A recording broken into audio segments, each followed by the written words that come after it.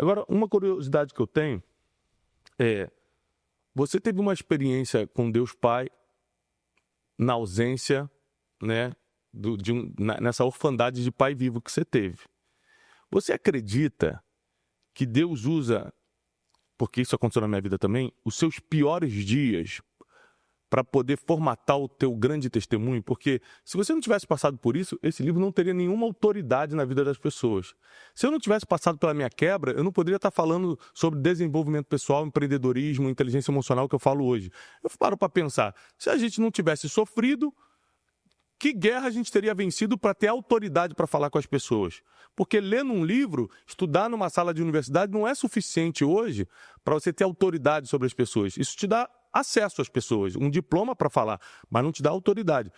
Você acredita que tudo que você passou construiu essa autoridade que você tem hoje? Com certeza, com certeza. Eu costumo dizer o seguinte, Tiago, toda ferida fechada gera uma cicatriz e toda cicatriz gera uma autoridade. Muito bom. Então, hoje eu tenho autoridade para falar de diversos assuntos, né? Não dá tempo de entrar em detalhes aqui, mas além de tudo aquilo que eu passei, eu também passei por um abuso, né? Então, para mim foi muito difícil, porque eu já era todo sequelado e ainda mais isso, né? Então, a vida me machucou muito, mas eu aprendi que a vida machuca, mas Deus cura. Amém. Então, hoje eu tenho autoridade para falar de diversos assuntos, né? Que eu consegui vencer e tenho realmente me colocado à disposição para curar pessoas, para ajudar pessoas, para levar pessoas a ter esse encontro com Deus a ponto de ser curadas, né? De serem curadas. Você usou uma palavra aqui que eu quero usar. Sequelados. Existem muitas pessoas que estão escutando a gente agora, estão com sequelas terríveis. Quais são os 3 passos, os 3 conselhos que você dá para a pessoa superar a sequela que ela está agora? O trauma que ela está agora, a situação difícil que ela está agora, essa vontade de desistir de tudo, essa crise de inferioridade, eu sou a menor, eu sou o menor de todos.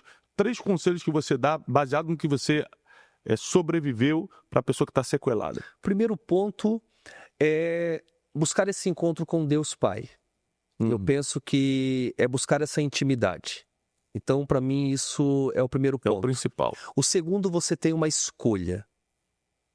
Na vida, você pode escolher o caminho da vitimização, você chorar uma vida toda por conta das feridas que foram geradas, das dores, ou você escolher o caminho da cura. Então, é uma escolha. Não, eu quero ser curado. Eu quero ser transformado. Eu quero ser liberto. Né? Porque a sua dor hoje, amanhã pode ser o seu maior testemunho. Mas depende de você. Deus quer te curar. Então, escolher a cura. O segundo ponto é você escolher o caminho da cura.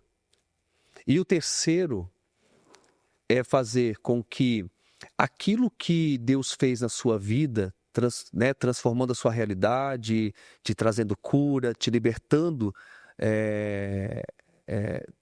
de tudo aquilo que estava te amarrando, é você entender que as lutas vão continuar, as mentiras virão. É você sempre fazer parcerias com as verdades de Deus. Forte. Porque você pode buscar a Deus, você pode permitir que Ele te cure, mas você ali na frente, você pode voltar para o seu passado.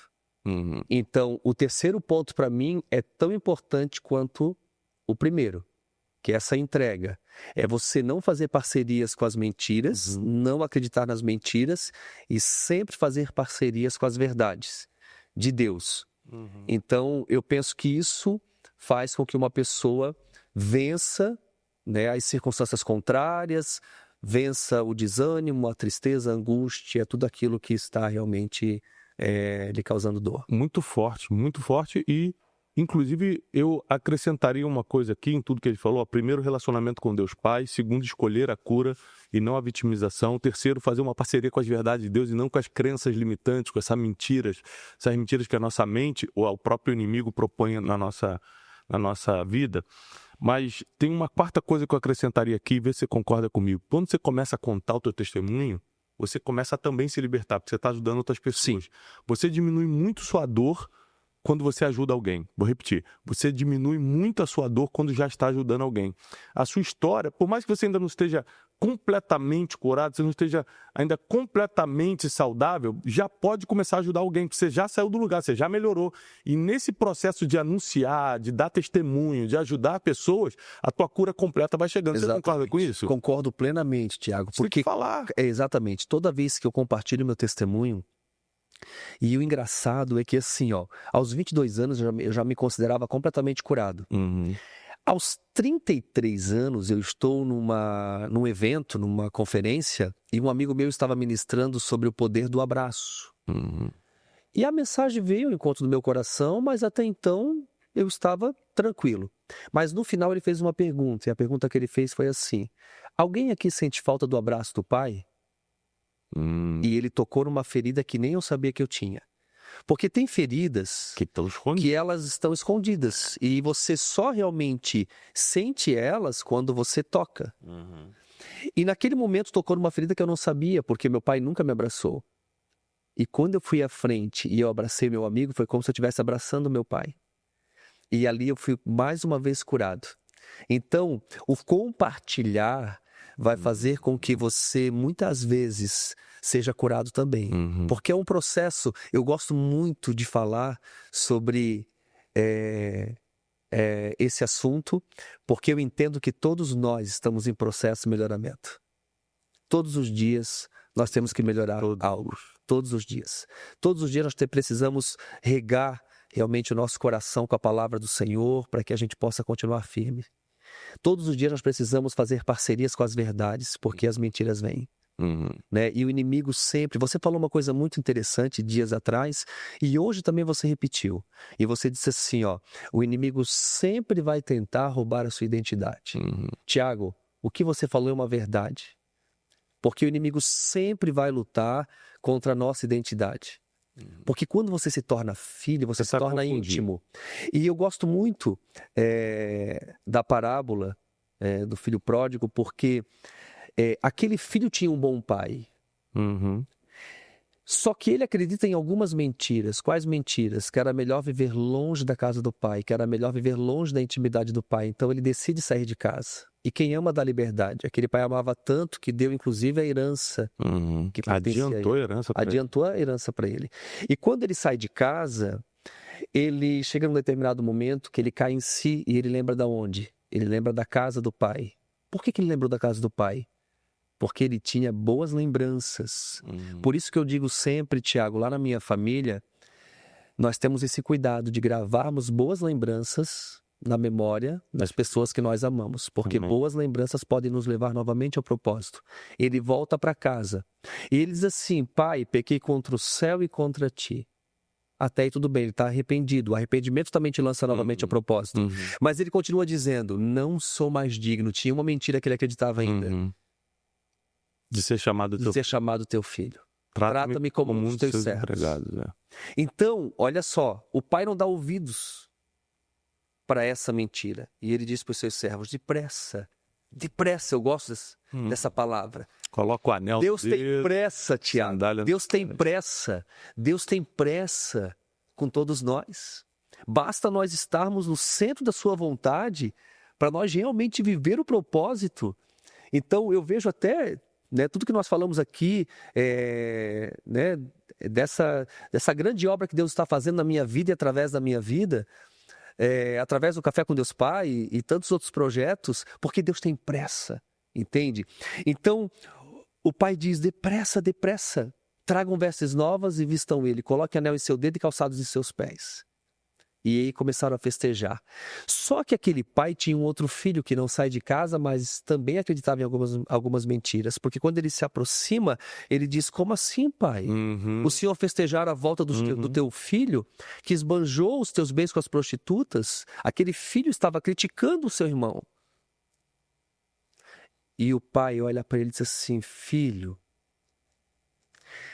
não está assim na Bíblia, Tiago, mas eu acredito que aquele pai, olha só que interessante, né? Aquele pai estava com o coração completamente partido. E se nós realmente trouxéssemos esse pai, era uma parábola, claro, mas vamos trazer para a realidade. Contextualizar. Esse pai diria assim: ó, filho, você está acreditando em algumas mentiras. Que você nunca teve direito a nada, que o seu irmão tem privilégio, que eu nunca te dei nada. Filho, tudo que eu tenho é seu. É só desfrutar. São crenças limitantes que a gente chama. E é impressionante como as pessoas têm problema com isso. Esses dias uma mentorada nossa veio para mim e falou assim: Júnior, Tiago, eu preciso vir para Alphaville porque minha empresa está prosperando muito aqui, mas se eu sair do interior, onde eu estou com as minhas crianças, e vir para Alphaville, a minha vida vai ficar muito mais agitada e eu vou perder a paz com as crianças. Eu falei assim: isso é uma crença limitante. Você já conversou com alguém que tem filho aqui para saber se isso é verdade? Não, mas não tem como no interior ser igual aqui. Eu falei: mas você não conversou com ninguém? As pessoas, elas vão acreditando em mentiras, elas criam mentiras e criam uma barreira para o futuro. Isso é uma coisa pequena, mas a gente cria em grandes coisas. Eu não vou ter filho porque vai atrapalhar minha vida. Eu não vou casar porque eu vou perder minha liberdade. Elas vão criando mentiras. Isso que você está falando é muito forte. Todo indivíduo é dirigido por alguma coisa. E muitos estão sendo dirigidos por mentiras, outros por vícios, outros por mágoas, outros por traumas. Por isso que é importante você reconhecer o que está em ruínas dentro de si e se permitir ser curado.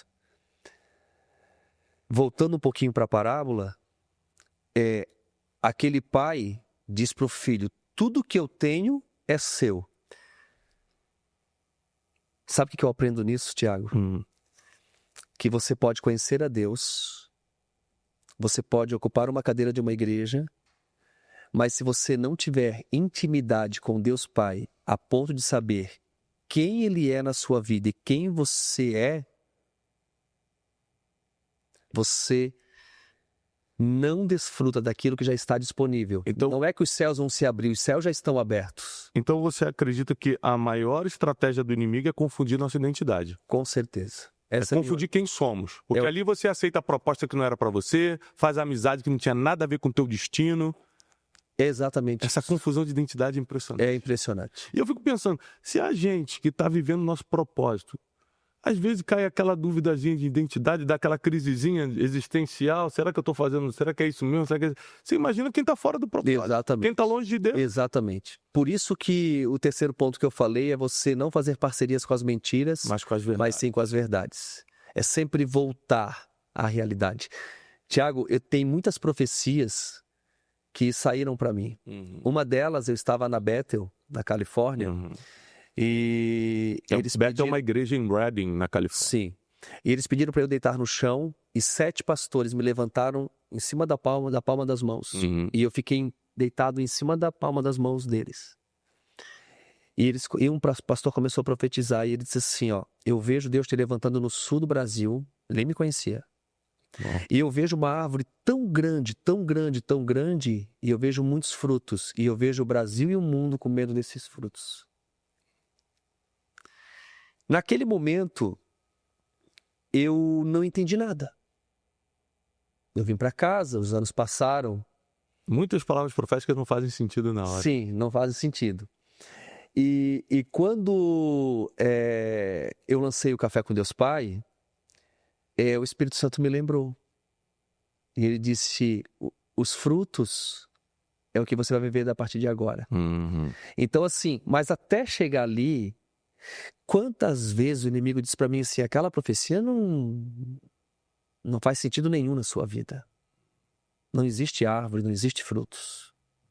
Só que eu permaneci, eu guardei essas palavras, eu permaneci fiel, e hoje eu vejo que muitas pessoas estão realmente se alimentando, estão fluindo, estão sendo curadas. É um fruto que tem cooperado, né, para que vidas se aproximem de Deus Pai e se aproximem da palavra, que é o mais importante. Porque a minha intenção é fazer com que a pessoa vá para a Bíblia. Uhum. O Café com Deus Pai aponta para a Bíblia. Essa é a minha intenção. Porque ali você encontra cura, ali você encontra respostas. Tudo. A Ali Bíblia você tem resposta encontra para tudo. tudo. A Bíblia tem resposta para tudo. E o relacionamento com Deus Pai é tão importante que Jesus passava o dia todo curando, fazendo milagres, ensinando, e à noite passava tempo com Deus Pai no monte. Exatamente. Ou seja, e Jesus diz a Bíblia que ele foi exemplo em tudo. Então, ou seja, não tinha desculpa de falta de tempo. Ele cumpria seu propósito, mas passava tempo com Deus Pai. Exatamente.